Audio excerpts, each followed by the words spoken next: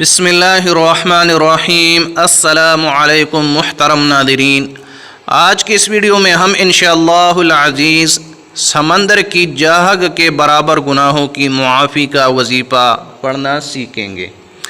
محترم دوستو، سیدنا ابو ہریرہ رضی اللہ تعالی عنہ سے روایت ہے کہ رسول اکرم صلی اللہ علیہ وسلم نے فرمایا، اس شخص کے تمام گناہ بخش دیے جائیں گے خواہ سمندر کی جاگ کے برابر کیوں نہ ہو، جو ہر نماز کے بعد یہ کلمات پڑھے: سبحان اللہ 33 بار، الحمدللہ 33 بار، اللہ اکبر 33 بار، لا الہ الا اللہ وحدہ لا شریک لہ، لہ الملک ولہ الحمد وہو علی کل شیء قدیر۔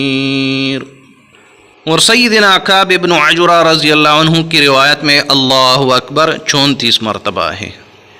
اللہ تبارک و تعالی ہم سب کو پڑھنے کی توفیق عطا فرمائے، اور اللہ تبارک و تعالی ہمارے تمام گناہوں کو معاف فرمائے، آمین ثم آمین۔